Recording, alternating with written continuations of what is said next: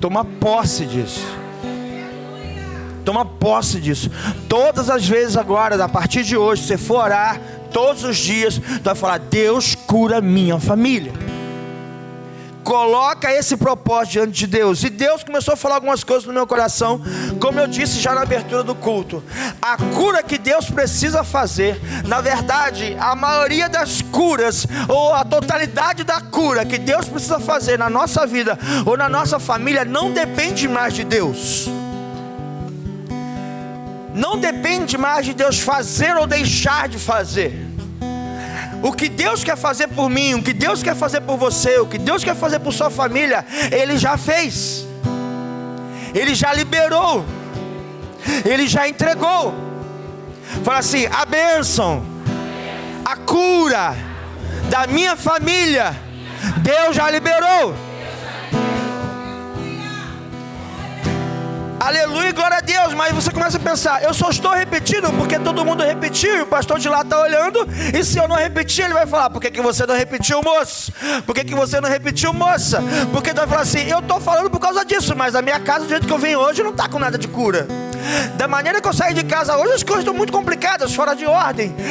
Eu estou profetizando desde o começo desse culto que a cura vai chegar na minha casa, que a minha casa pertence ao Senhor, mas da casa que eu saí hoje, eu não tenho nem vontade de voltar mais. Ou a maneira que eu tenho vivido na minha família, eu estou com vontade de abrir mão dela. Eu estou com vontade de fazer outras coisas. Eu estou com vontade de arrumar outro lugar. Estou com vontade de andar sozinho. Estou com vontade de andar sozinha. E deixa eu falar uma coisa para você. Você até pode andar sozinho e sozinha, mas você nunca vai ser completo. Porque Deus falou assim: por isso deixará o homem seu pai e sua mãe, unir-se a sua mulher, os dois serão uma só carne. Porque Deus falou assim: não é bom que o homem esteja só.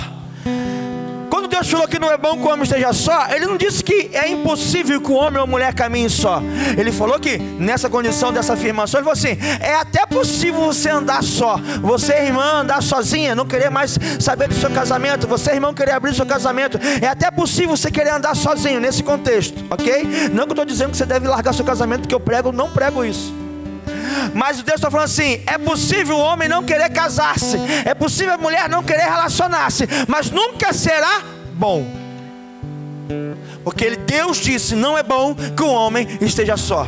E olha, no contexto que Deus disse isso lá no Gênesis, se você for olhar e estudar o texto da palavra, você vai ver que Deus, todos os dias, na viração do dia, ou seja, no finzinho da tarde, Ele ia lá conversar com Adão. Ele ia lá se relacionar com Adão. Então Adão todo dia tinha uma visita poderosa do Todo-Poderoso, do Criador do céu e da terra, para conversar com ele. Ei, irmão, ei, irmã, você que tem aprendido a caminhar com Jesus, ei, querido, você que tem aprendido a fazer seu devocional com o Senhor, você que tem aprendido a orar e jejuar diante do Senhor, não tem aquela experiência que você conta assim e começa a chorar, porque de repente eu senti uma presença invadindo no meu coração, de repente eu senti uma presença invadindo no meu quarto. Não tem isso? Você já viveu essa experiência, sim ou não? Adão tinha isso todo dia. Adão tinha isso todo dia. No final do dia, depois dos afazeres, depois de cumprir aquilo que Deus mandou Adão cumprir, botar nome nos animais, organizar tudo, botar a casa em ordem ali no Éden, ele vinha conversar com Adão todos os dias. Era como se ele viesse para Adão fazer a prestação de contas para ele. E ele falou assim: então, para amanhã a tarefa é essa, passar um novo dever de casa. E Deus todos os dias vinha relacionar-se com Adão, e Adão se relacionava com Deus todos os dias. E Deus disse: não é bom que o homem esteja só. Ele olhava para Adão, ele estava com Adão, ele caminhava com Adão, Adão ouvia a voz dele, e ele disse: não é bom que o homem esteja só. Você já parou para pensar que Deus foi quem falou isso? Não foi o irmão do lado, não foi o anjo, não tinha sido a serpente, não foi o capiroto, não. Quem disse isso foi Deus. E era o próprio Deus quem vinha conversar com Adão. Era o próprio Deus quem vinha relacionar-se com Adão. Sabe o que eu aprendo aqui? Que o ser humano precisa de outro ser humano para caminhar feliz. Que o ser humano precisa se relacionar com outro ser humano para se sentir completo. Porque ainda que eu tenha Deus caminhando comigo, e Deus não me abandona, e Deus não me deixa só, e Deus não me deixa faltar nada, eu como ser humano preciso me relacionar com outro ser humano, com alguém que me complete.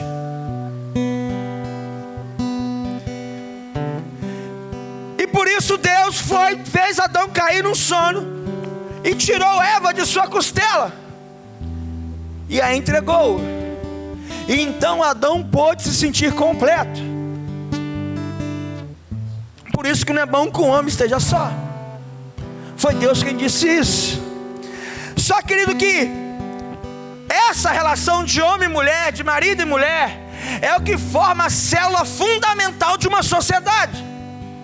Eu falava outro dia, não sei aonde, se era na classe, na célula, em algum lugar, mas aqui na igreja, que se nós queremos mudar a sociedade, transformar a comunidade que a gente está vivendo, transformar a sociedade que a gente vive, a primeira coisa que tem que fazer é cuidar do meu matrimônio, é organizar a minha casa, porque o meu matrimônio saudável vai gerar para mim e para o meu cônjuge, para minha cônjuge, uma família saudável.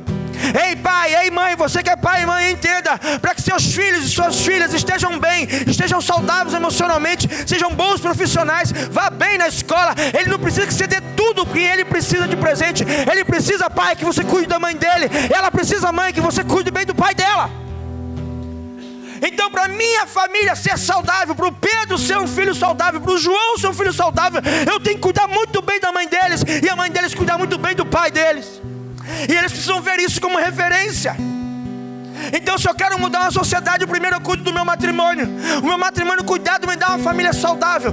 Uma família saudável no nosso contexto nos dá uma igreja saudável. E uma igreja saudável transforma esse lugar. É por isso que o inimigo ele investe contra a sociedade, atacando o matrimônio.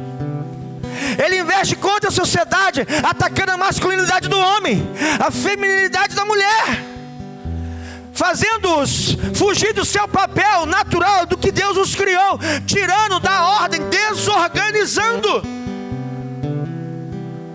fazendo-os o que a gente chama, né? Me desculpe a comparação, mas para que você entenda, eu também sou da área da mecânica, fazendo-os que cada um de nós, fazendo-nos que cada um de nós percamos a nossa função. Como assim? Para que serve um guarda-chuva? Para nos proteger da chuva. Alguns usam até para proteger do sol, né? Já vi soninho debaixo do sol com guarda-chuva, protegendo do sol. Então o guarda-chuva serve para proteger basicamente da chuva. Mas você já usou guarda-chuva para bater em cachorro? Sim ou não? Sim ou não? Para espantar cachorro? Sim ou não? É a função do guarda-chuva? Mas ele cumpriu uma outra função, mas ele estava fora da função. Então agora, se você guardar aquele guarda-chuva só para espantar cachorro, espantar o bicho que vem latir, ou outra coisa que ele não foi projetado, aquele guarda-chuva serve para guarda-chuva, sim ou não? Por quê? Porque ele está fora da função. Então tudo aquilo que foi projetado por Deus e o inimigo ataca é para tirar da função, do propósito. Você está me entendendo? Então o inimigo ele ataca o homem para fazer o homem fugir daquele propósito que Deus o criou, de ser a figura masculina da casa. Ele ataca a mulher para que a mulher deixe de ser aquele propósito para que Deus a criou, de ser a figura feminina da casa. E na nossa crença, na nossa fé, no nosso entendimento, à luz do livro que nós temos chamado Bíblia, nós precisamos, os nossos filhos precisam de um pai saudável, de uma mãe saudável, para serem filhos saudáveis. Eles precisam de um pai organizado, de uma mãe organizada, para serem filhos organizados. Você está me entendendo? Amém, amém? Então é por isso que o Satanás tenta desorganizar as funções do homem, as funções da mulher, para que um homem desorganizado, quando casar-se, tenha um matrimônio desorganizado, e um matrimônio desorganizado gera filhos desorganizados, filhos organizados gera igreja desorganizada, e igreja organizada gera sociedade desorganizada. Nós temos uma sociedade que está caminhando a passos largos para caminhos que não estão alinhados com a palavra de Deus. Você me entende, sim ou não? E nós temos no último censo 42 milhões, e hoje já passou disso, de cristãos protestantes na nossa nação. Isso é mais que 25, agora já passou de 25% da nossa nação. Não é concebível uma nação que tem 25% dela de pessoas que se dizem cristãs protestantes caminhar para a direção que está caminhando. Por quê? Porque ainda que eu me diga cristão protestante, eu estou desalinhado, eu estou desorganizado, eu estou fora da minha posição de homem, de pai, de sacerdote lá, e a irmã lá, a mulher, está fora da posição de mãe, de cuidadora, de zeladora, de dona daquela casa, de gerente daquele lar, daquela família. Desorganiza a mulher, e então esses papéis não se cumprem de figura necessária diante de um filho. Um filho precisa de um pai, um filho precisa de uma mãe. Como não tem, os papéis se invertem e aquela criança cresce disfuncional. E aí nós temos um monte de problemas que nós estamos tendo hoje aqui. Pastor, por que você está falando isso?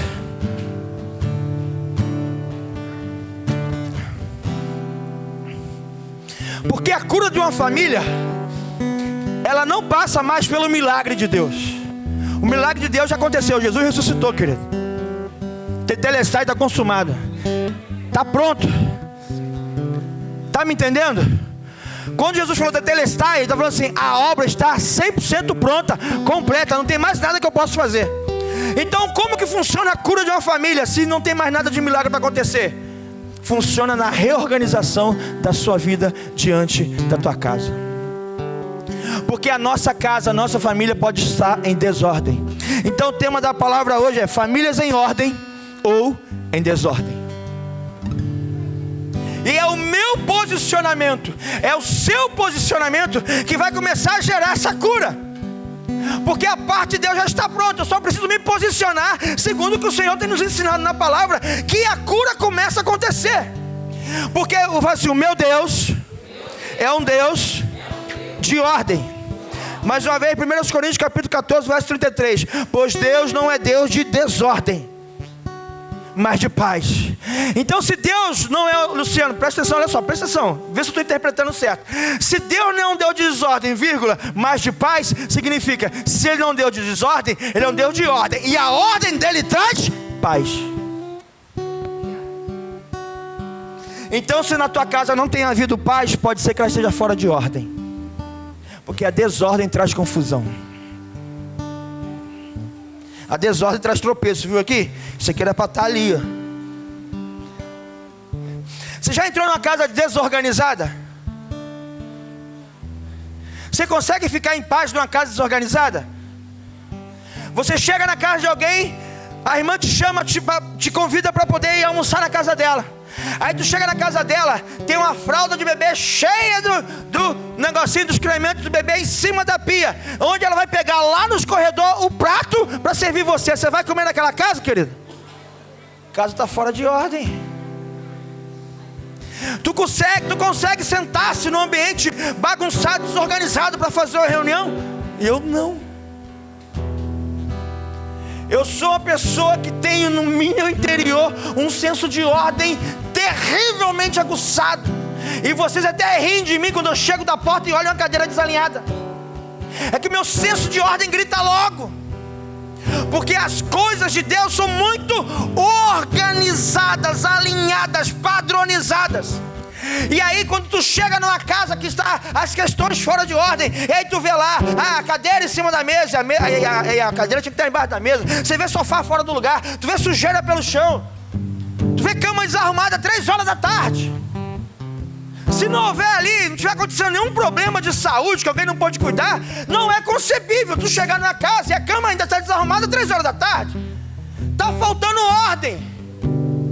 E eu não estou falando, querido, olha só, eu já cheguei em casa de gente muito rica, que a casa era uma baderna. Já cheguei em casa de gente muito pobre, que o chão era de terra batida, mas varridinho. Tem as panelas, irmã, areada na areia, dá até vergonha de olhar e falar assim: lá em casa não está assim. Lembra lá? Areada na areia, limpinha, varridinha. A mesa com um paninho simples, mas um paninho organizando o ambiente. Uma florzinha que pegou no quintal e botou dentro de uma garrafinha para deixar as coisas organizadas. Ambiente organizado traz paz. Ambiente organizado traz confusão. Porque o meu Deus é um Deus de ordem, e a ordem dele traz paz. Então a cura da tua família está em colocar a tua casa em ordem, porque o Deus que eu sirvo, Ele não vai falar, Ele não vai usar, Ele não vai trabalhar na vida de alguém desorganizado, porque alguém que é desorganizado também é desorientado. Porque numa casa de desordem, você não encontra nada onde deveria estar, sim ou não? Então você fica desorientado, não sabe onde está as coisas, onde você precisa encontrar. Então, querido, a cura da tua família, ela acontece na ordem de Deus na tua vida, e na ordem de Deus no seu matrimônio, para que haja a ordem de Deus na sua casa. Por isso que o tema da pregação hoje é famílias em ordem ou desordem. Então ordem é organização, é asseio, é limpeza, é higiene. Toda casa precisa ter isso, e não tem necessidade de ser classe social como é que é? A, B, C ou D. Em todas as classes há necessidade de haver ordem, organização, asseio, limpeza e higiene. Porém, ordem é organizar. Organizar é colocar cada coisa no seu lugar. É por isso que eu falei que Satanás investe contra o teu matrimônio, para tirar o homem do lugar dele de homem da casa, tirar a mulher do lugar dela de mulher da casa, de pegar o homem e tirar ele da posição de chefe, de cabeça, de pegar a mulher e tirar ela a posição de ajudadora idônea, igual o gerente do lar, ela que governa tudo na casa. E o homem que é sábio, deixa ela cuidar, porque essa é a ordem das coisas. Escuta, gente, estou falando muito rápido demais, é que eu já estou lá, vou voltar. Estou falando muito rápido, irmãos? Está fora de ordem, né? Ai, meu pai. Ora para o seu pastor. Obrigado, meu amor. Você sabia que o problema que mantém um casamento unido não é o amor? Você já viu casais apaixonados se separar? Por quê? Não dá certo, pastor. E para separar quase morre, sangra o coração, mas não consegue conviver junto. Por quê? Porque as coisas não estão em ordem. Então o que mantém um matrimônio unido não é o amor, é a ordem. É a ordem. Como eu disse, nós só encontramos as coisas quando elas estão em seus devidos lugares. Quando Deus criou a terra, criou todas as coisas, antes dele entregar a terra para Adão cuidar, o que diz a palavra? A terra era sem forma e o Espírito de Deus pairava sobre a face ou sobre o abismo. Ou seja, o que era a terra antes de Deus falar haja luz? Era um caos. O que é caos? Caos é ausência de ordem. Então, antes de Deus criar a terra para entregar a Adão, Ele colocou a criação em ordem e colocou Adão. Agora, a partir daqui, você continua colocando em ordem. Como assim? Dá nome a cada um dos animais. Isso é colocar ordem. Então Deus criou, antes de Deus entregar a terra para Adão, Ele colocou toda a criação em ordem. Ou seja, a terra é uma bênção para nós seres humanos, sim ou não? As bênçãos que Deus nos dá é como Ele fez com Adão quando entregou a terra. Ele organiza tudo para nos entregar, e depois que entrega, Ele fala para nós, igual falou para Adão, continua mantendo em ordem. Ele falou para Adão, coloque nome nos animais, e Adão colocou. Quando Ele te entrega uma esposa, homem, para você cuidar, cuide dela como sendo criação de Deus, como Deus te deu para tu continuar deixando ela em ordem. E o contrário, mulher, também é verdadeiro. Quando Deus te entrega um varão de Deus, uma promessa dele, mantenha ele em ordem. Você está me entendendo, sim ou não? Eu não sei se é a pregação que você queria ouvir hoje na campanha de cura, de eu falar por dia da pregação, porque Deus vai entrar na tua casa, Deus vai pegar teu marido cachaceiro, vai virar ele do avesso, e Deus está indo com o anjo lá agora, e vai passar a espada do Deus. Eu poderia estar pregando isso, mas não é isso que está no meu coração. O que está no meu coração é o seguinte: comece a colocar a tua casa em ordem e verás a cura da tua família.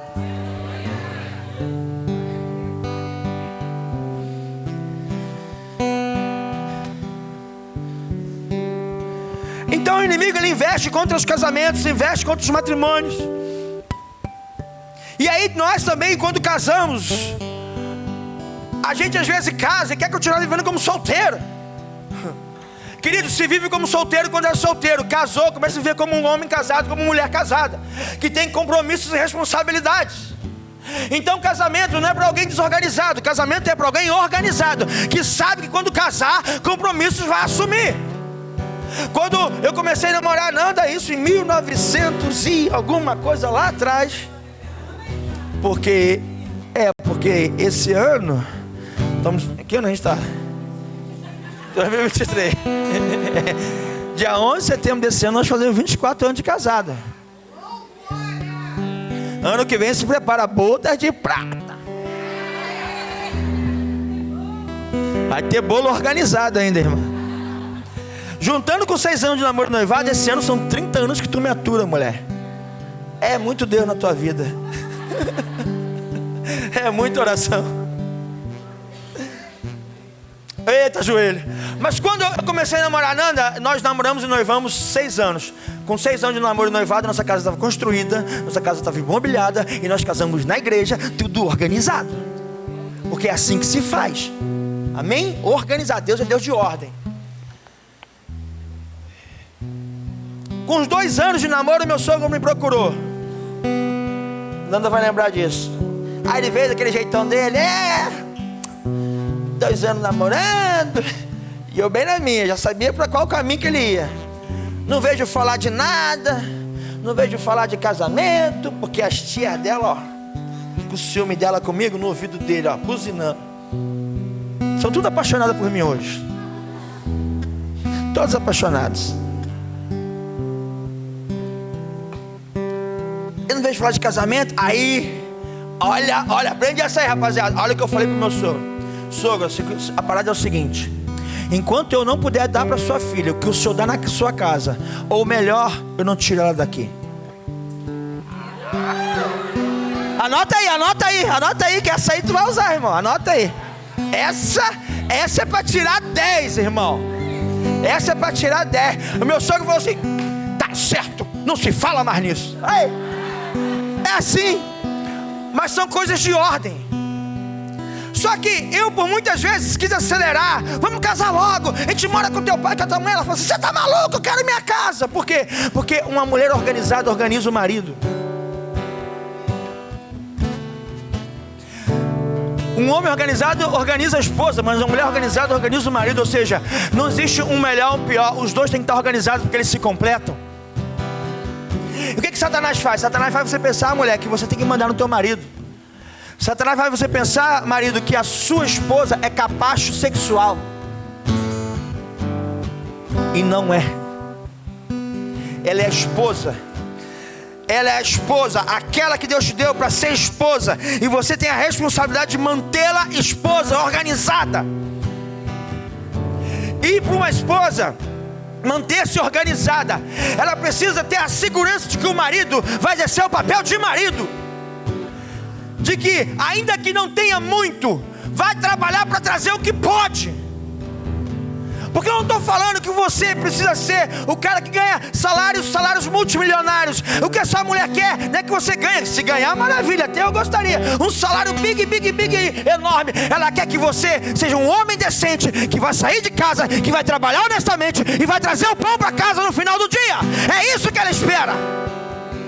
O que eu ensino para os homens é o seguinte: que a sua esposa, homem, pode ser uma delegada da Polícia Federal, ela pode ser uma juíza de direito, e você pode ser um profissional liberal, você pode ser um técnico mecânico, você pode ser um professor, você pode ser um padeiro, um pedreiro. Mas quando essa mulher, na profissão dela super poderosa, chega em casa, ela quer que ter em casa um homem que vai protegê-la, que vai honrá-la, que vai cuidá-la, que vai zelar por ela e pela casa dela e pelos filhos dela.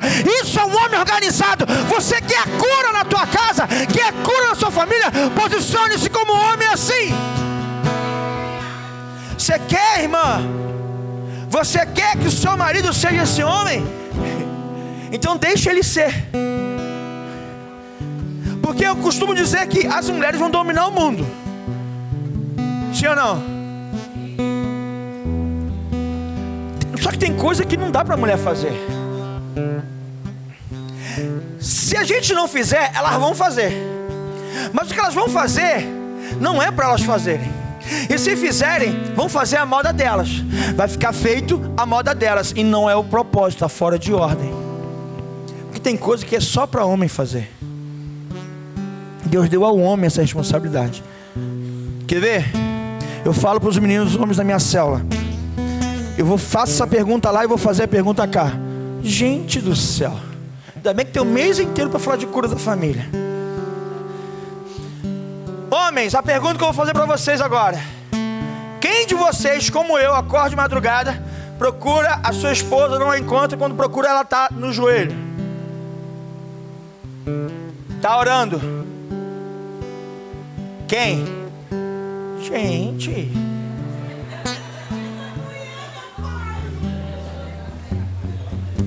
porque lá na célula eles falam, eu pastor, eu. Aí eu falo assim, quantas vezes ela te pegou de madrugada orando? Porque a gente delegou a função de oração da casa para as mulheres. Só que quem é o sacerdote do lar é o homem. A responsabilidade de ser o maior orador, a pessoa que mais ora no lar, é nossa. E nós delegamos para elas. Deus ouve a oração das mulheres? Claro que ouve, elas são íntimas do Pai. Ó, não encarne assim. Só que o que Deus fala conosco muda destino, porque o homem é aquele que provê destino.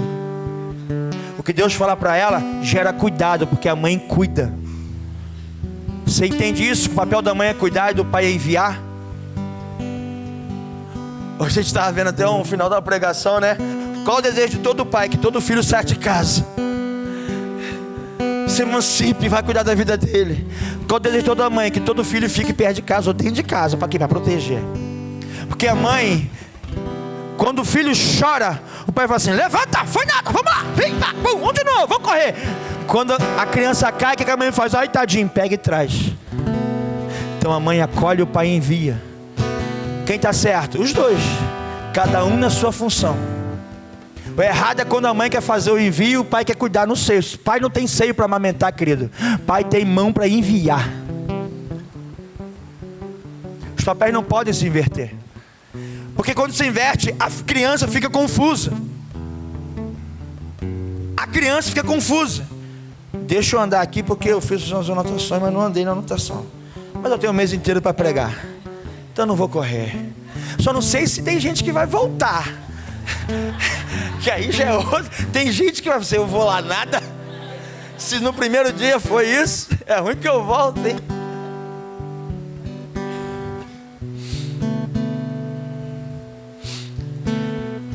Irmãos, não existe na vida uma relação que mais vai exigir de nós do que o casamento. O casamento que vai mais exigir de nós um posicionamento. Mas quanto mais mal resolvido eu ou você somos, quanto mais doente eu e você somos, quanto mais não posicionado nós somos, na nossa posição de pai e a Juliana na posição de mãe, essa relação mais organizada ela é. Eu sempre ensino, a Nanda também ensina, que você precisa fazer os acordos, organizar as coisas. Quem é que vai lavar a louça de noite? Quem é que vai arrumar as camas? Quem é que vai botar o lixo para fora? Quem é que vai limpar o cocô do cachorro que lá no quintal, aquela caatinga miserável, por isso que eu não tenho cachorro? Quem é que vai limpar? Tem que organizar. Fede pra caraca, morrinho de cachorro. É igual o nosso kimono ali, mano. Fede pra caramba. Nossa, Deus amado. Tem que organizar. Organizou? Organizou. Quem é que vai trocar o botijão de gás? Tem que organizar. Quem é o responsável por comprar o botijão reserva e não deixar faltar? Tem que organizar, porque quando as coisas começam a sair de ordem, cara, a casa fica em desordem e os filhos ficam lá padecendo. Quem vai organizar essa minha vida?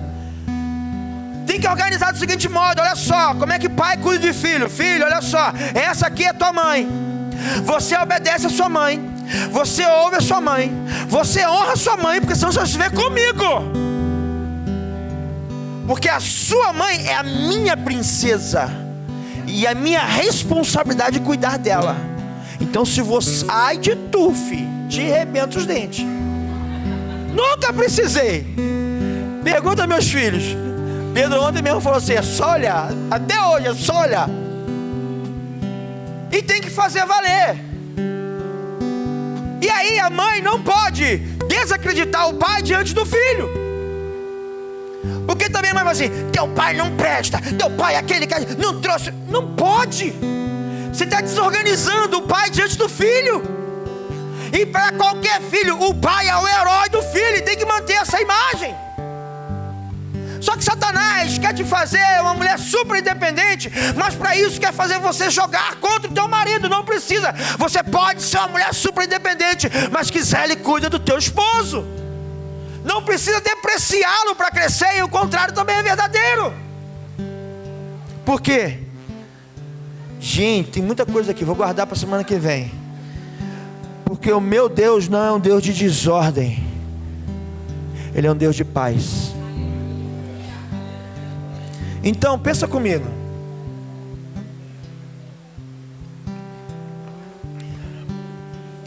Estou vendo aqui que Luciano e Pâmela estão aqui, Lívia e César estão aqui, tem os casais aqui. Pensem juntos aí.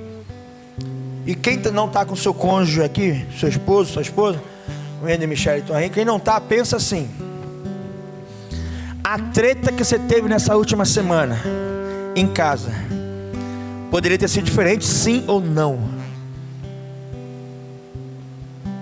Poderia não ter tido aquela confusão, se vocês dois tivessem deixado as coisas em ordem. O que está fora da ordem que está trazendo caos para sua casa? Porque tudo aquilo que não tem ordem tem caos. E Deus não nos fez para viver no caos. Antes de nos entregar a terra, Ele colocou ela em ordem. O que no seu relacionamento, filho com pai, filha com a mãe, irmão com irmão, está fora da ordem? E nisso que está fora da ordem, qual é o teu papel nisso? O quanto você contribuiu para que isso estivesse fora de ordem? E eu não falo da contribuição hoje, lembra lá de trás, porque você pode estar colhendo hoje que tu plantou há 10 anos atrás. Que a lei da semeadura também não falha. Aquilo que plantar vai colher. Começa a pensar. E começa a verificar se você tivesse posicionado de forma diferente, ao invés de trazer mais caos, trazer ordem, se a resolução não seria outra. Se a sua situação, o cérebro foi lá na frente. Se a sua situação hoje não seria diferente. Mas sabe qual é a graça disso tudo? A graça não de ser engraçado, mas a bênção disso tudo é que o Deus que coloca tudo em ordem está aqui para te falar: ei, eu não vou fazer isso por você.